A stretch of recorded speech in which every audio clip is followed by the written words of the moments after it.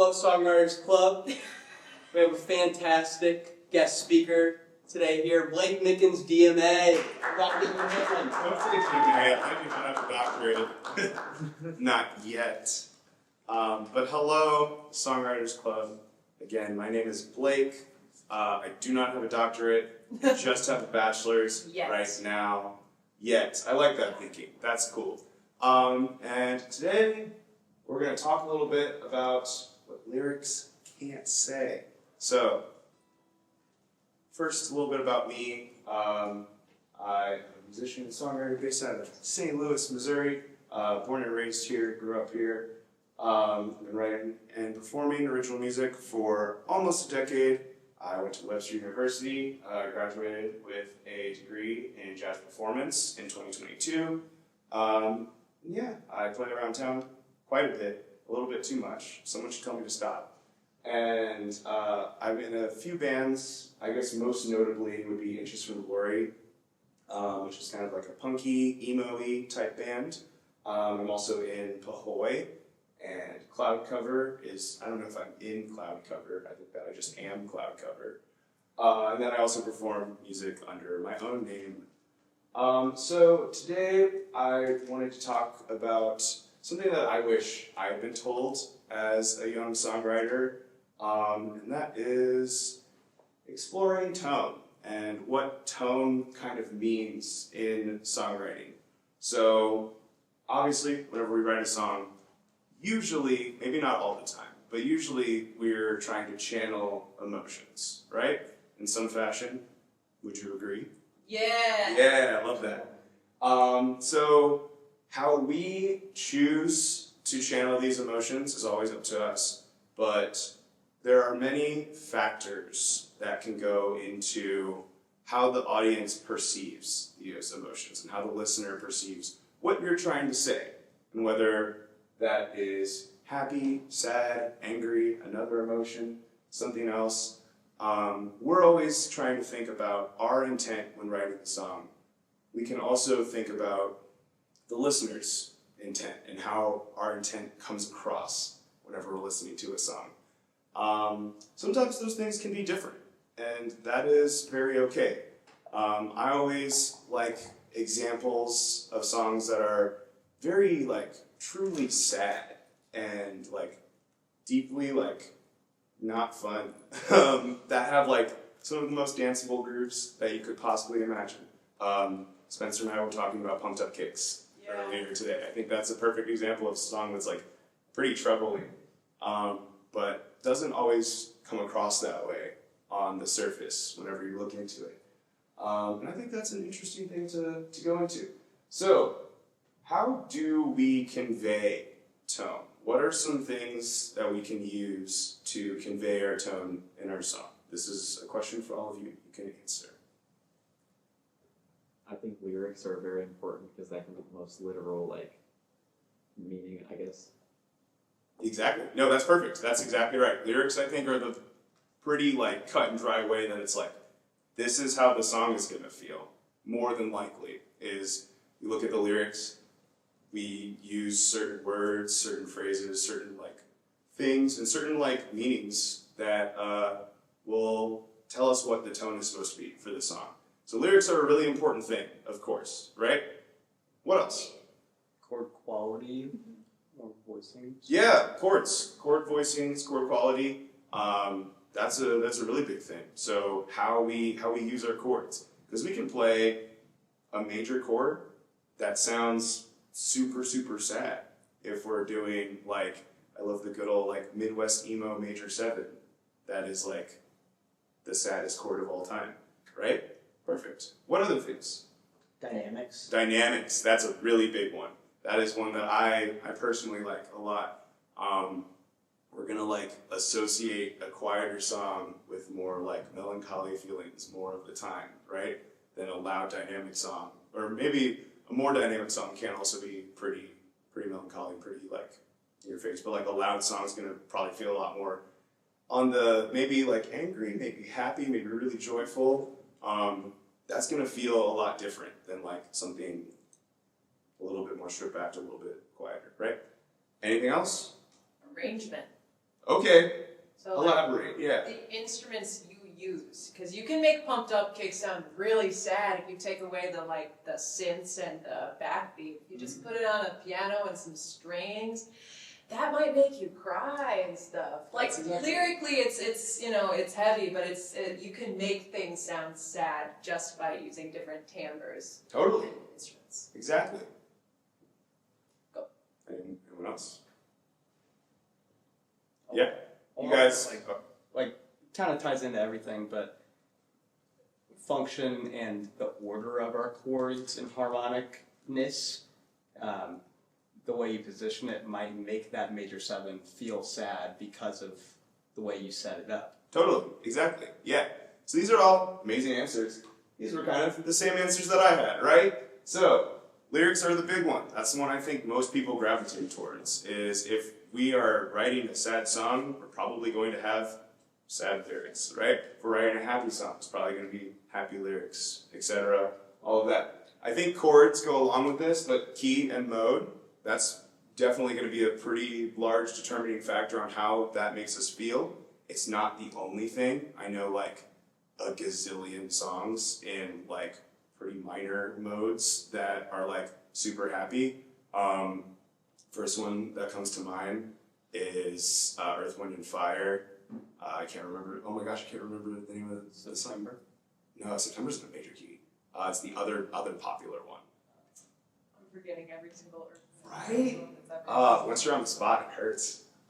He's gonna look it up for us. Let's Groove. Yeah. That's it. That's in a minor key. That song's so fun. I love it. So that's not the only thing. Tempo is another big one, right? So I think faster tempos tend to have a lot more energy, make things seem a lot more energetic. I think that you're probably not going to hear a lot of like super melancholy songs that are very fast, but it happens. Again, this is all just like subjective, but things that we can do. Instrumentation, arrangement, as Spencer said.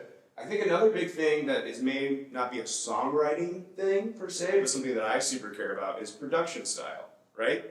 How the song is produced, how the song is recorded, what elements of production we're using. So I always like get such a like warm and cozy feel from like very raw production, right? That warm and cozy may not be like a good warm and cozy, but it feels different than something that's like really highly produced, has a lot of elements, and has a lot of like production on it, right? So that's going to change the way the song feels. Absolutely. So it's something to keep in mind. So as we said, we all know that lyrics can set the tone of the song, but what can we do with these musical elements? So I have a couple examples of some of my own songs that are dealing with similar subject matter, but are using these musical elements very differently to create these different tones. So this first one is a song I wrote when I was like 20 or so. So bear in mind, I was 20. Let's remember that. But this is off of a solo album I did around that time, 2021, called Therapy. This song's called Icarus. I won't play the whole thing unless somebody really, really wants me to, but just we'll kind of give the vibe of what we're going for here.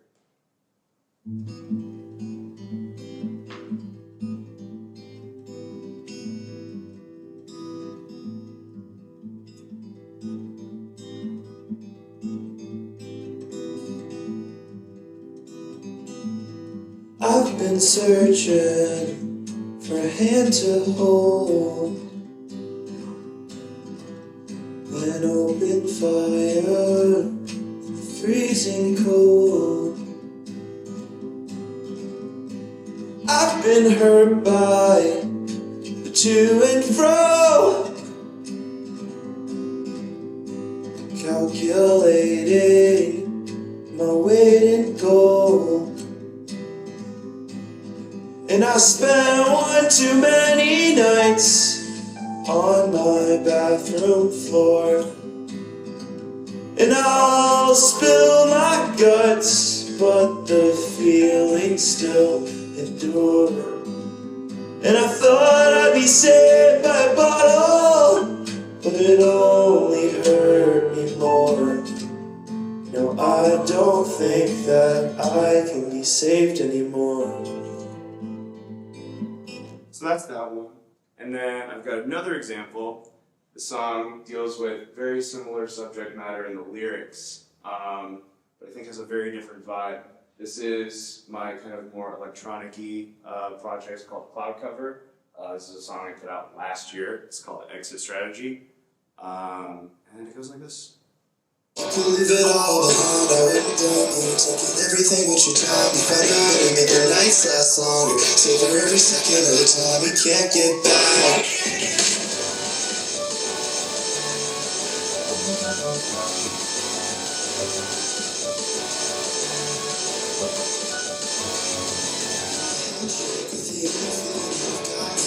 Gotten good at finding out something I didn't realize. Been up to the scope of this. I don't remember what I did last night.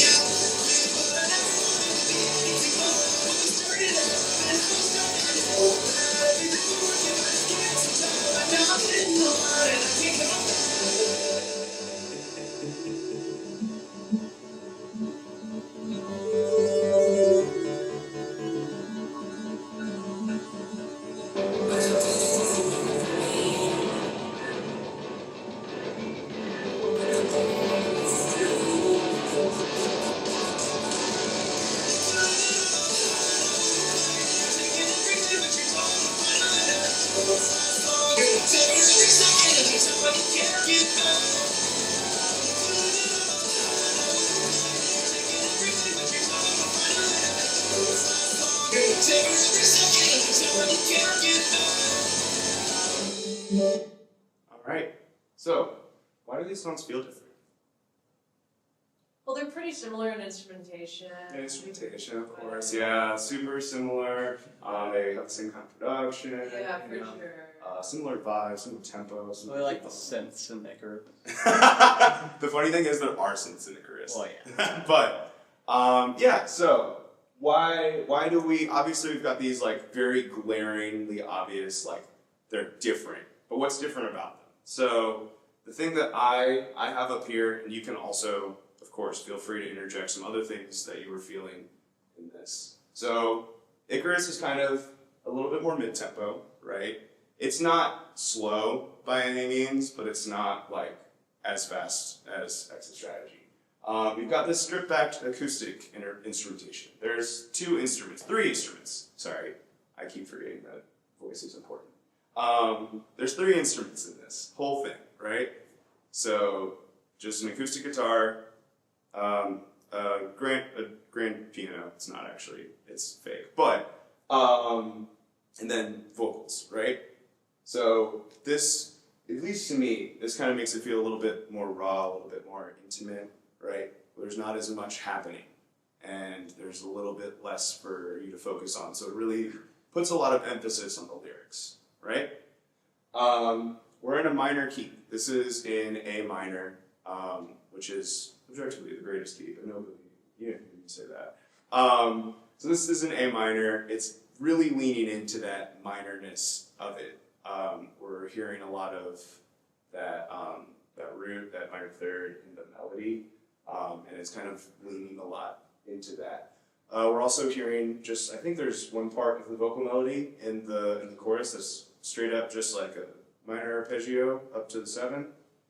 That's all it is. So we're outlining this as a minor key, a more somber version of this minor key, and we have a more raw production style, which again adds to this kind of intimate, really like forces you to focus on the lyrics, focus on the vocals, just because of how it's produced.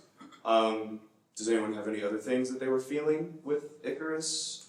I think your singing style. I think that Yes. a lot of singer-songwriters underestimate how their singing style affects the tone.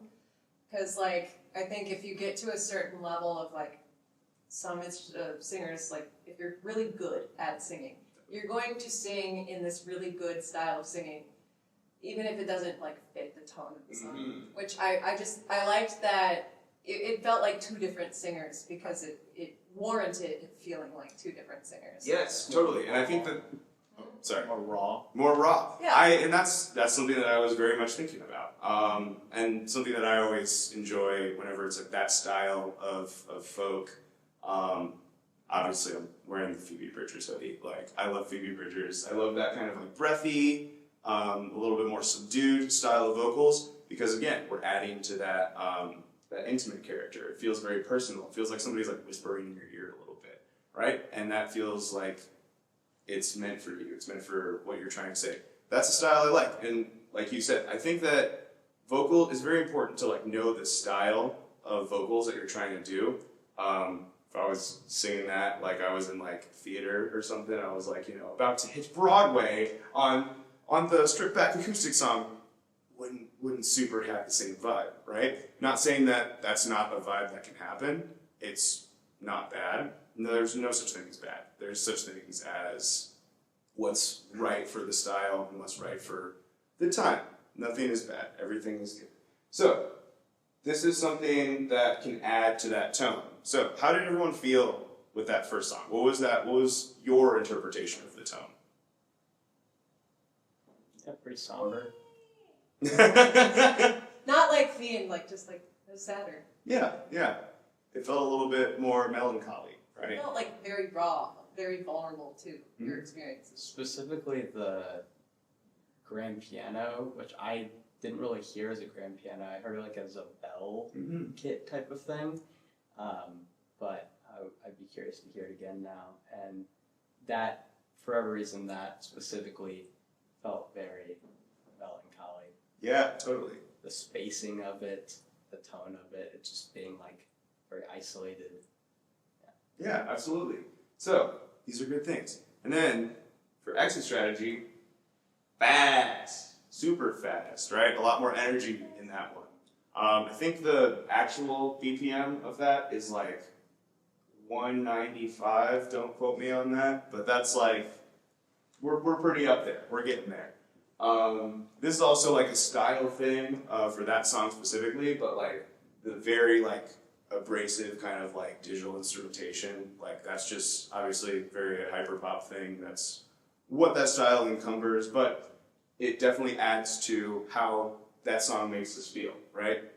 There's a lot more instruments in that. There's synths, there's guitars, we got a whole drum set, bass, a lot more synths, different types of synths, lots of things happening in there. We're in a major key. The song's in G major. It kind of doesn't really go away from that chord progression ever. It kind of does that like B minor chord progression in the pre-chorus, but still feels very G major. So we're in a very different spot with this. It's very bright, I would say. That's kind of how I was feeling. We've got more polished production. It could be cleaner. I'm not the best at mixing. I tried my best. But we've got more polished than the other one, right? The other one was very like raw. Sounded like it could have been in the room with you, right? This one, it's like, oh, this is a recording for sure, right? Did this one give anyone like different thoughts comparatively? Like, what did this one make you feel? It almost felt like the exact like counter to your other songs. So while the first one sounded a little more loss of hope, the other one seemed very like progressive and hopeful. Mm-hmm. Just comparing the two. Yeah, comparing vibe, totally. Anyone else? I didn't get happy from the second one. The first one made me sad. The second one did like make me think you were doing a little jig. Like it wasn't like the opposite of sad. It felt like it kind of feels like you were using the abrasiveness of the instrumentation as like a wall. Mm-hmm. That's how I interpreted it. So it kind of felt like it felt abrasive and in its tone, which I think is good. Yeah, totally. I resonate. Absolutely. And that's kind of, I think that's like the exact thing I'm thinking, right? So both of these are about pretty heavy things. Like both of them are about substance abuse. Both of them are pretty like not fun songs in their like most in their most stripped down form. They're not super fun songs, but they can make us feel different things because of our instrumentation, right? And just a lot of different elements. So the musical elements that you choose will totally affect the tone of your song more so than I think just the lyrics. So we can write a lot of different types of songs that will feel a whole lot different even if they're about the same thing. So this is a really important thing to use and to move into whenever we're thinking about how to be like true to the song rather than just true to, what's the word I'm thinking of? We want to be true to the song more so than we want to be true to the lyrics, per se. Sometimes the lyrics may seem like they should be, the song should be like somber, sad, stripped down. That's not always the case. It's not always what we want the song to feel like. And we can give the listener a lot of different feelings with the music than just the lyrics. So something to focus on. So your tone of your song will shine through if you're writing with integrity. So this is something that I super care about, and I put a lot of emphasis into in my songwriting. So integrity for me means that you are speaking honestly as an individual through your work. So I don't mean that you have to write every single song about every single personal experience that you've ever had in your entire life, but if you are not like vibing with what you're writing and you don't really like believe what you're writing, even if it's like not something that's true. That's a big thing that I believe is something does not have to be true for you to believe in it, right? So if you don't believe in what you're writing and you're just writing it because you think that you should, or you think that you're supposed to, or you think that somebody else is going to like it, it's not really going to come through. The message that you want to come through is not going to feel right. So no matter what you're writing, you can write anything as long as you're being honest and this is a true expression of what you like and what you want to put out in the world, then your tone is going to shine through. Whatever you are trying to write will shine through. Another point I have on there is integrity doesn't mean it has to be serious. Like, serious songs are great. We love serious songs. They're very important. You don't have to write serious music to be very honest in your songwriting. And I put a couple of examples on there. Blink-182 is one of my favorite bands of all time. They're not serious people. They do not write serious songs often. Sometimes they do, but most of the time they're not writing serious songs. And it still feels very honest and real and like what they're supposed to. Bo Burnham is another example of that. Do you guys like 100 Gex? Do you know 100 Gex? That's the silliest music I've ever heard in my entire life. It's great. It's totally real. It's like some of the most like very honest expression I've seen ever. And so integrity does not mean serious. Honest does not mean this has to be like the deepest song that I've ever written in my entire life. It can be goofy. It can be fun. I love a good goofy song. But make sure that that goofy song is not you writing a goofy song because you think somebody wants you to write a goofy song. It's something that you genuinely believe in, right?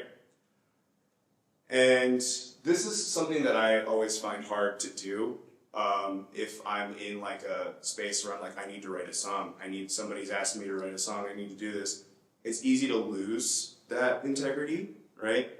So I just have a couple strategies to, if you're like in a rut or you need to write something but something's not coming, these are some things to do. And also just good guidelines for your own songwriting. This first one is not really for a rut, but it is good guidelines for your own songwriting.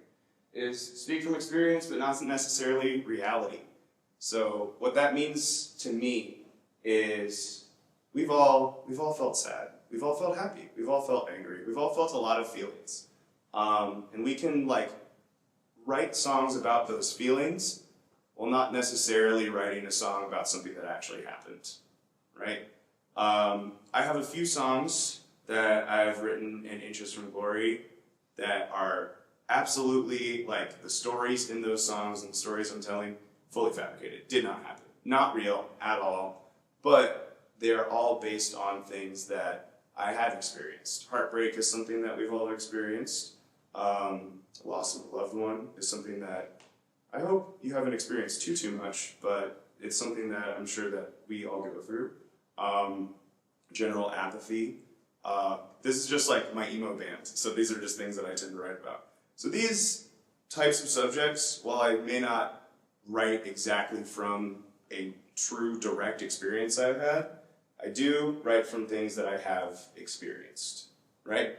So that's something really, really important to take away, is to always be true in your experience, but maybe not exactly in the story, right?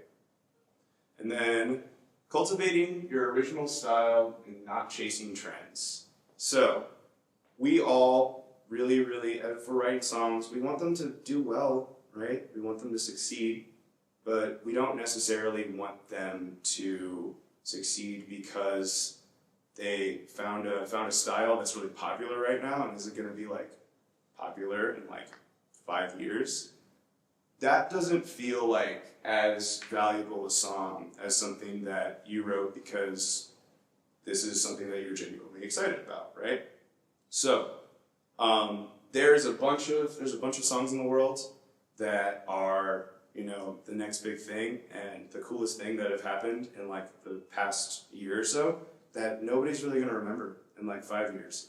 But whenever you find your style that really like speaks to you, that's the thing that's going to stick around. And even if you don't, you know, reach the mass appeal and mass audience that everyone wants to reach, of course, you're still reaching the people that it matters to.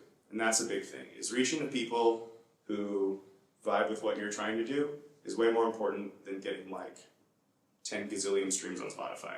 Do you have an example of one of these trendy songs that you don't think is gonna? I do, but I'm gonna not be mean about it. So Aww. I'll be mean in the Q&A. Okay. I'll be mean in the in Q&A. But not currently. Okay. But I have so many examples, it's not even funny. And then another thing, subvert your own expectations, right? So what this means is, this is a great way to get out of a rut. If you have a song that you've already written, this is something I do. If you have a song that you've already written that you feel like really embraces like everything you've ever wanted to do as a songwriter, right? Or if it doesn't, if it's just the thing that you wrote last and you know how it sounds and you know what it sounds like, try to write something that's completely the opposite of that, right? Something to change up what you're doing. If you're writing like a super cool like Brazilian style tune, like a great bossa nova, maybe try writing like a rock ballad. Unless you don't like rock ballads, then don't do that. But try to find something, or if you're writing a song and it's like, oh, I don't really know what to do for the bridge, but I feel like I need a bridge on this song, try doing it without a bridge. You don't always need a bridge. See what it sounds like without one. And if you still don't like it, well then try to go a full 180 on the bridge. Do something completely different that you wouldn't have thought. So subverting your own expectations is really important. We can all get in our head, we can all like envision a song as something that we just can't quite define yet. And the best way to get out of that is to just not do what you intend. Do something that changes the expectation. I'm not saying to do something that doesn't feel natural and doesn't feel right, but do something that you wouldn't normally with that song. And in that same vein, explore styles you're comfortable with. Like something that you wouldn't normally think is what you want. And this can just be for the practice of it. It may not be like, oh, I'm gonna start writing like polka music because I've never tried to write polka music before, so I'm gonna just switch to that now. It can just be to try it out and see what you do. And you learn a lot by exploring the styles that you're comfortable with. I know that I certainly have. I try to like explore a lot of things. I didn't start doing electronic music until like 2 years ago. And that was just something that I was like really uncomfortable with and was not sure I could even really effectively do. And yet, here we are, doing it. So, always check out new things that you wouldn't try necessarily. The most important one, please touch grass. Please go outside. Please have new experiences. Go watch a cool movie. Go read a new book. Hang out with your friends. Live your life. Not everything is about music. As much as I wish it was, and as much as I can make it. The real world will have so much more inspiration for you than sitting in a practice room with a piano and a notebook or a guitar and a notebook and just trying to figure out what your next line is on your verse. If you go outside and you go do things with people that you love and care about, or by yourself, like go for a walk. That's great. That's really great writing advice, is go for a walk. You're the second songwriter who's made like this exact point. Oh man. All of the other stuff no one said, but this one specifically is a big touching point. I think songwriters, we gotta learn to touch grass. We really do. I think I've already said it, I'm so guilty of this, of just like sitting in my room and being like, oh, I gotta make this bridge sound like so much better. Why isn't it sounding good? Oh, I gotta fix this. And I could probably just like go outside and a lot of things would get fixed. So it's a really important thing. And I think it's an important thing just for like people in general, is to experience as much as you can, because that's going to make your art a lot more representative of who you are as a person if you find out who you are as a person, right? Anyway, I have a bonus song because I love sharing my music. So this is a song by my band Inches from Glory. This band is my baby. I love it so much. This is everything that I put my time and effort into. This is a little bit different subject matter, but kind of relates to the rest of the presentation. I wrote this song when I was 21, and I was feeling very disillusioned with writing songs. So this is kind of the experience I've had with feeling very inadequate in my own writing. And now it's our biggest song, and it has like 6,000 plays, and I'm very proud of it. So you win some, you lose some, but sometimes you win some.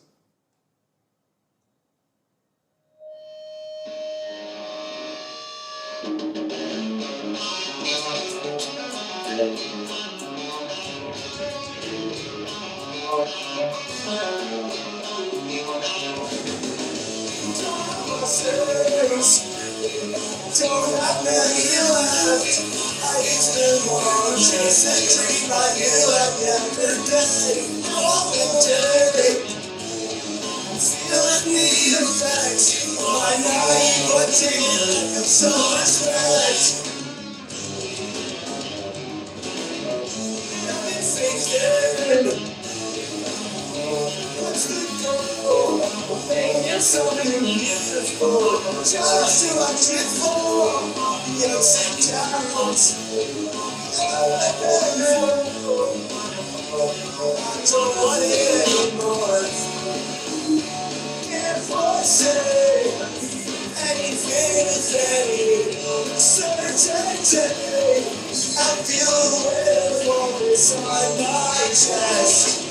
I can't breathe unless I don't think. My mind and I'll stay quiet.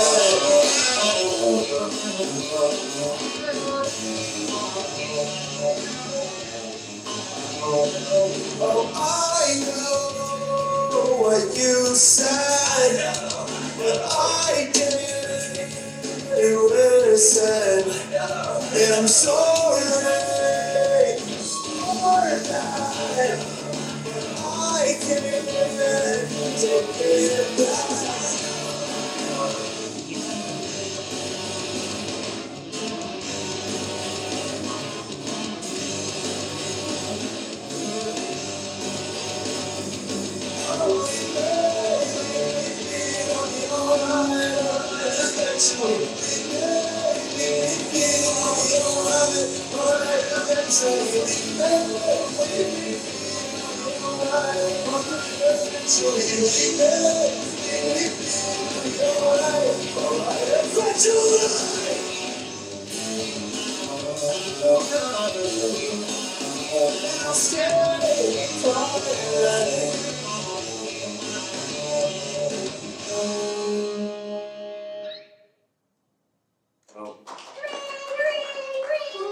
Alright, and slideshow.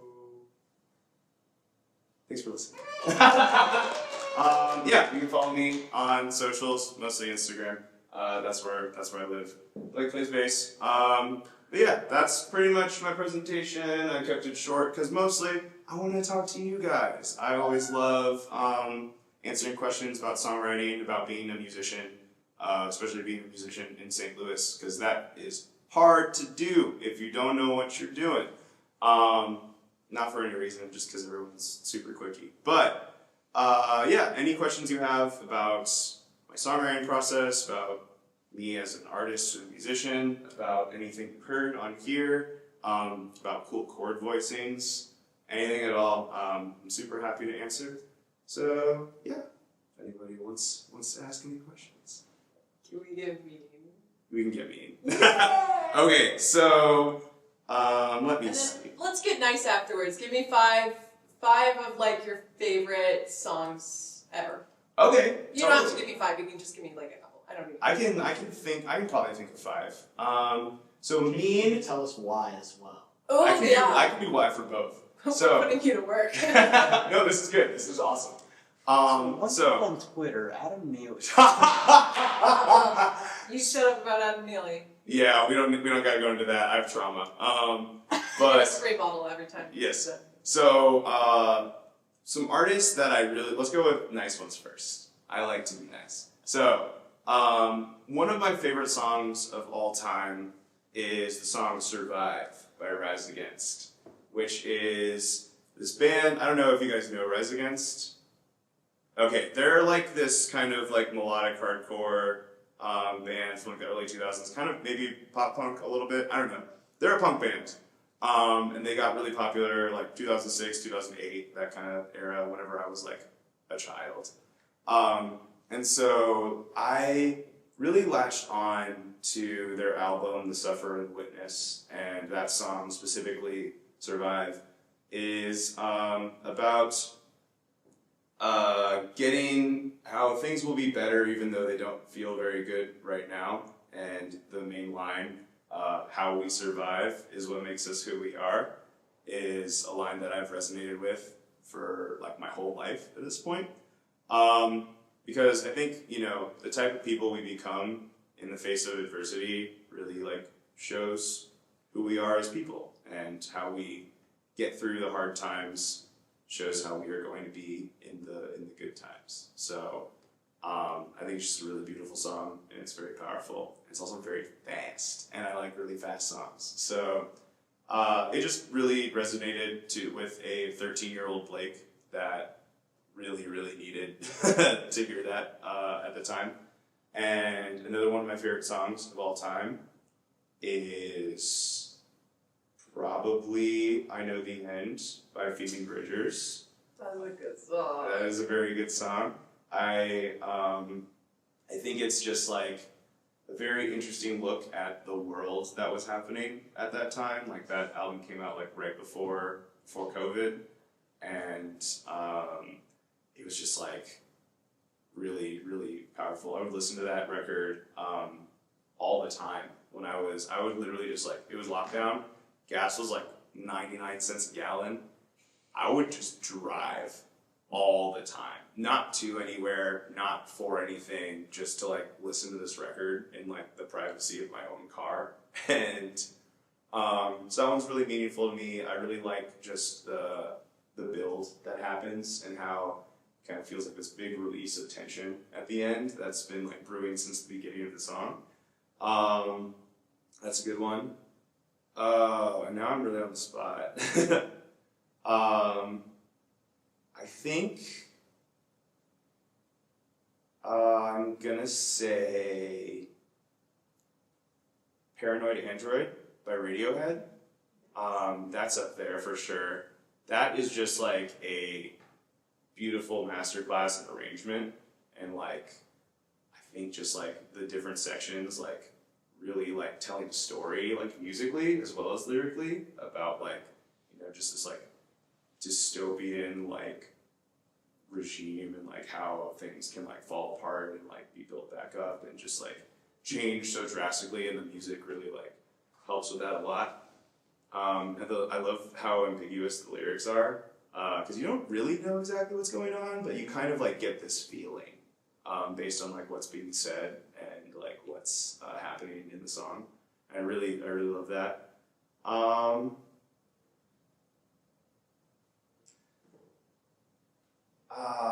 There's a lot. I could name a lot, but I think songs I'm listening to right now that I really like.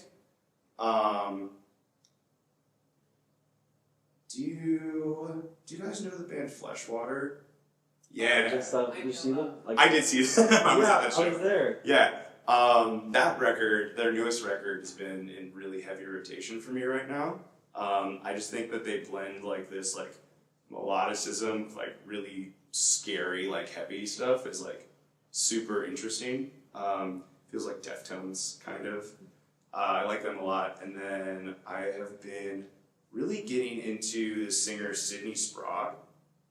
If you guys know her, if you don't, you should check her out. She's kind of more on the folky side, but a very like interesting voice and just very interesting subject matter. She's like writing songs about like how her cat looks out the window, and like that's the entire song. It's not like a feeling per se, but just like a very like descriptive song about like how her cat looks looking out the window. And there's like not a feeling per se, but you can kind of get a feeling based on the music. And yeah, so that's just some artists I'm really into right now. Some songs that I really like. Some songs that I'm not about right now. So I think the big thing with like chasing trends, you hear that with like a lot of artists trying to like blow up on TikTok. And they'll like do their best to like emulate Benson Boone or to emulate like Taylor Swift or do like, oh, is this the next big song of the summer? And it sounds like every single song that you've ever heard in your entire life. I don't have like a whole lot of very like active criticisms of like those because I don't know these people, but like that kind of whole thing. Tate McRae is somebody that I really do not like. I don't have like a specific thing I could say. I just feel like she's like kind of industry and she's writing a whole lot of songs that don't feel like she means anything by them. And then let's see, who else? I mean, I hope nobody likes Morgan Wallen in here. I really hate Morgan Wallen. That's like the very like active, like this is all fake and this is all for money. Every single word that I'm saying I don't mean, and I am literally just writing this to hop on the trend of like the big like return to country that's happening right now. And I think a lot of that country vein is kind of in that area right totally. now. And the thing that sucks is there's some really, really good artists happening in country right now. Like Tyler Childers is amazing. I'm forgetting his name. Sturgill Simpson. Sturgill Simpson's also like one of my favorite artists of all time. I guess this is kind of like old a little bit, but like Jason Isbell is also an amazing country artist. And it's like this really important genre of music for like American history and just America in general that's being like super bogged down by a bunch of artists just trying to make like their next mill. And I don't like that. But yeah, I'll go there. That's as mean as I'll get for now. How do you feel about Addison Rae? Here's the thing. I love Addison Rae. But I love Addison Rae because she's 100% very honest about her real life. Her real life does not look like ours at all. She is, you know, a millionaire who is like very popular on TikTok. But she doesn't try to act like she isn't that. And I think that's really cool, is like she's not doing all this like, I'm gonna say this thing like Taylor Swift where she is like pretending to be like, oh, everything is bad, I am a victim, things are hard. She's just like, yeah, I'm rich and famous and I can drive limousines and that rules. And she's right. And she also has really good producers. So like, I mean like, I don't think that she's writing music that she doesn't believe in. And I don't think that she's writing music that like isn't, you know, from her heart. I just think she lives a different life than us, and it's not, it's not one that I super care about, and it's not one that I'm like, oh, I think, you're writing poetry over here. But she's fun. She's really enjoyable, and I don't think she needs to be more than that. Yeah. Indeed. What's your take on the, like, Olivia Rodrigo, Disney stars? Like, every Disney star gets funneled into making music Oh, yeah. at some point. I mean, that's never going to stop. That's like, Olivia Rodrigo is one of the better examples of it. I don't think she's like doing anything like super interesting to me personally, but I don't think she's doing anything wrong. And it's the industry. It's like, it's the machine. Right, And and like, take that out of it. It's like, they're still just people. Like, Yeah. maybe she actually likes music. she totally does. She wouldn't be doing it if she didn't. But, that's just the route that she took. Yeah. And I don't think there's a lot of people, like you see a lot of like the Disney artists who like start making music because they're supposed to, and then they fall off in like 2 years and they never like make another album again. Like, or even if they do make another album or they continue doing music, it's not their primary thing. Like Selena Gomez is a good example. She doesn't write bad music, and she's not like, an artist that I would like desire to hear, but I don't think she's like doing anything wrong, but she just doesn't make that much music. Like she'll put out an album like once every like 4 years, but she's an actor. And She's got a cooking show now. she does. I forgot about that. But that's crazy. I mean, I think that's pretty genuine. Like, she's not pretending to be a music person who's like, nah, I want to do a cooking show. Yeah, and that's kind of just how it is. So it's like, it's whenever it gets to like, oh, this is definitely like somebody who doesn't want to do this, that's being forced to do this. That's really lame. But it's almost less about them as people and just like the More about the machine. Oh yeah, for sure. And again, integrity is a big part of it. If you're making music that you care about, it's gonna sound like it. And if you don't, it's gonna sound like it. For sure. I have a total shift. Good. This is great. Okay. So, everything you've talked about, how much of it were you thinking about and was intentional when you were writing Icarus? And how much was it when you were writing the 2 more recent songs that we looked at? Or just in general? And do you think we should be thinking about these things or when we're writing, or just let it kind of come out and simmer? So I would say it's a very solid like 50-50 on that. So I'm never like thinking about like, do I think this melody is going to convey the like real like heartbreak that I'm taking feels like that's not happening for the most part. I do usually think about so my songwriting process is I kind of have music is a separate thing and lyrics are a separate thing, and they eventually come together. So I have a bunch of like lyrics started in my phone. That's just like ideas. I have some full songs written that have no melody, no music, no anything yet.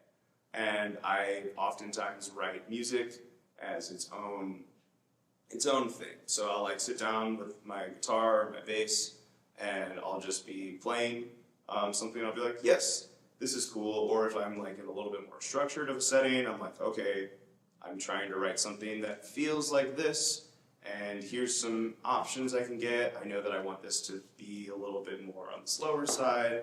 I want this to feel a little bit more like raw, and I want this to feel a little bit more personal. Or I want this to be like really big and in your face, and here's how I'm going to like approach this from that standpoint. So I go into both things, lyrics and music, with an idea of like what kind of thing I want to make. So it's less so focusing on like the individual elements and more so focusing on I want this to feel this way, you know? And eventually when those two things come together, I try to have like, I'll usually like be writing something on the guitar and be like, oh, this lyric that I was writing earlier feels like it could fit over this. Or I'll be writing like lyrics to something, I'll be like, this really feels like this kind of song that I was working on the other day, on like Amplitude at my house. And that's kind of how my process works, is I tend to smash the two things that I've already been working on together. Sometimes they kind of come simultaneously. Like actually, Exit Strategy is one of those that I was working on the lyrics before the music, but the music came from the lyrics. So I was writing those lyrics like after a very fun night, and and so I was just kind of like messing around on a guitar while I was writing those, and I'm like, oh, this is how this guitar line is going to feel. This is how this is going to go. So they kind of happen simultaneously. But really, it's less so I'm thinking about the individual elements that I was talking about, like in that specific thing. So, and more so like, how do I want this to feel? How do I want this to be perceived by myself? And what's the kind of vibe I'm going for? Whether or not that vibe is perceived by the audience, irrelevant. I don't really super think about that. Just because I know what I want this to be like. I know my intent, and I know what I am putting out there, and how it's interpreted is totally not up to me. And that's like something that I really enjoy about music, is no matter what I do to make an audience like feel a certain way about my music, I don't have control of how they feel about it. And they can think totally different things than me, and totally different like things than I intended whenever I was writing. I think that's beautiful.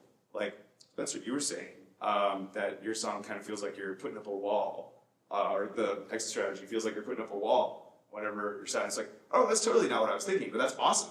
Like that's a really cool interpretation of it. So that's something to think about, is like you can have your interpretation of your song.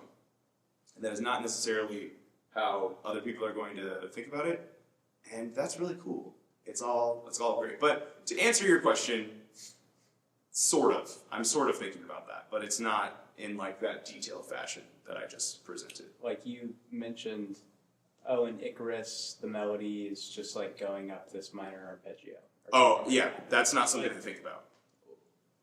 You know, and how much of that is, how different is your process, 20-year-old Blake from now Blake, and are you just figuring that out in retrospect now? You're just like, oh, I was just doing a minor arpeggio. Mm-hmm. So I would say I got a balance.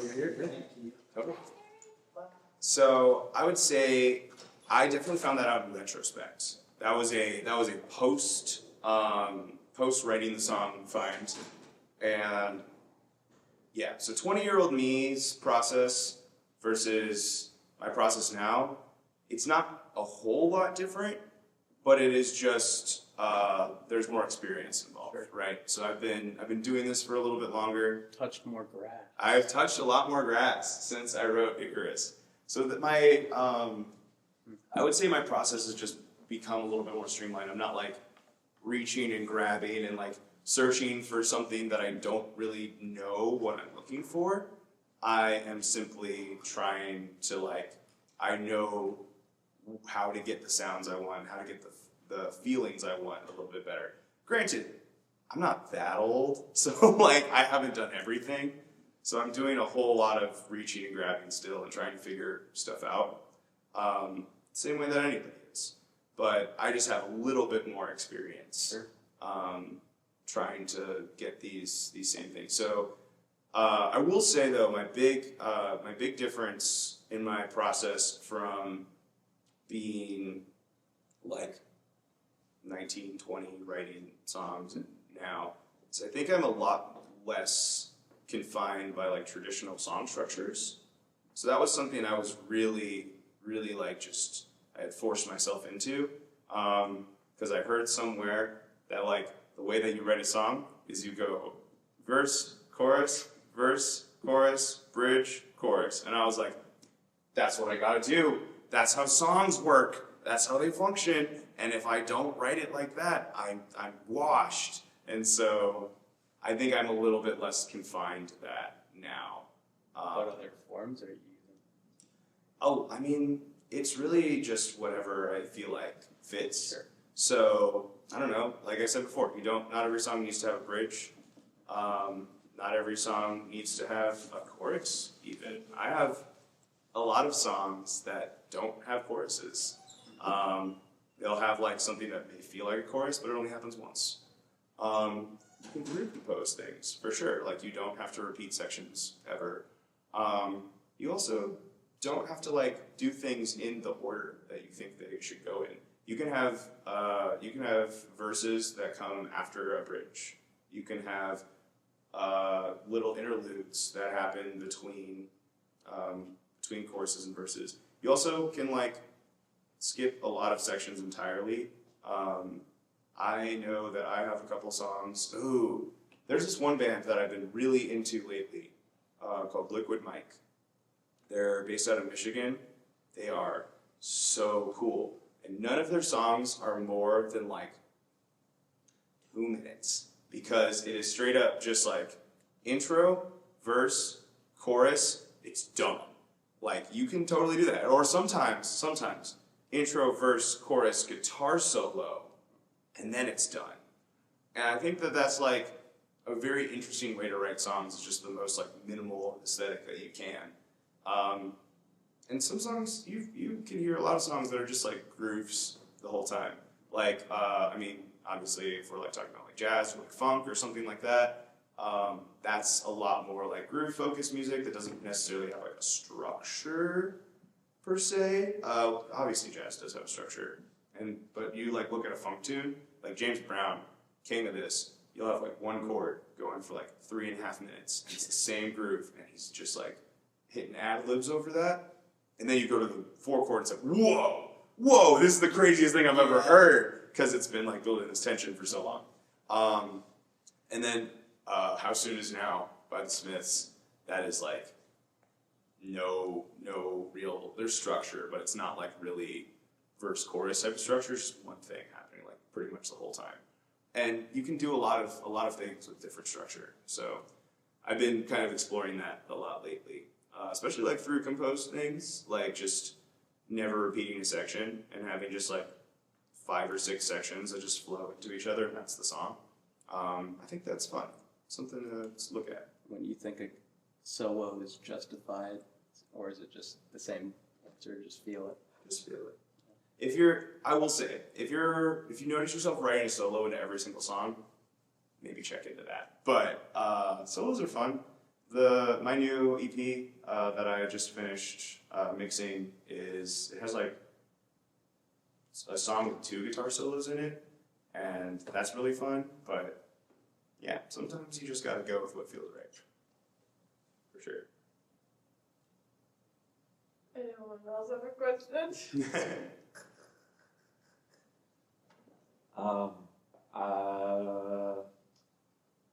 How long have you been doing Interest from Glory?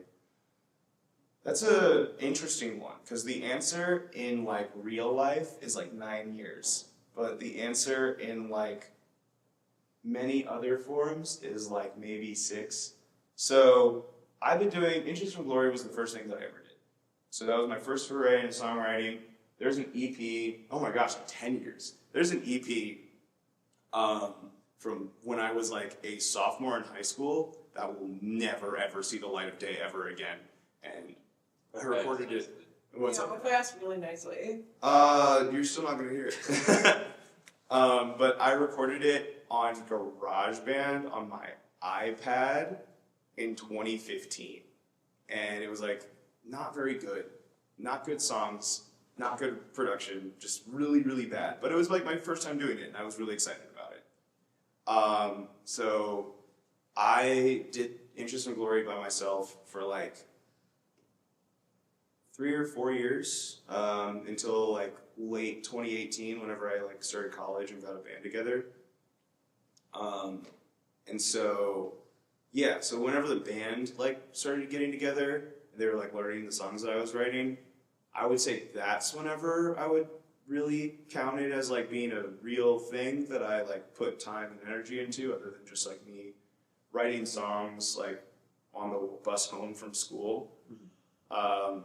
So yeah, I would say like 6 years.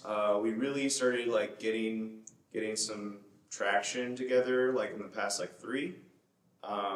So that's kind of where I would say we're at. So 6 years, but yeah, that's my baby. That is like my favorite thing that I've ever done. My favorite music that I've ever written. Yeah, it's there. If you don't know Interesting Glory, check it out. Just saying, it's good stuff. I'm a little biased, but Did you go to college with Kelly? I did go to college with Kelly. Okay. I did not go to college with Marty, but I did go to college with Kelly. Yes. You go to Kung Fu with Marty, or what is it? Jiu-jitsu. Oh, yeah, jujitsu. Marty. His friend. My goes friend to does jujitsu with Marty. Really? Yeah. Oh my gosh, that's awesome. Yeah. Is Marty like his coach or? I don't think so. Okay, Maybe. got it. They just do it together. Yeah. That's. Go to the same place. I love that Marty just does jujitsu. It's like so cool. He was telling me about it, and then he was like, I became friends with this dude, and he's in a band. And then he sent me the band, and I was like, wait, I know this band. Yeah, that's awesome, for sure. Awesome. Well, if there are no more questions, we will leave it there. Thank you guys for having me. This was really great. I always love nerding out about songwriting, so thank you. Thanks, Spencer. Thank you, Ethan. Thank you to the YouTube people for watching. Yeah, follow me, like PlaySpace.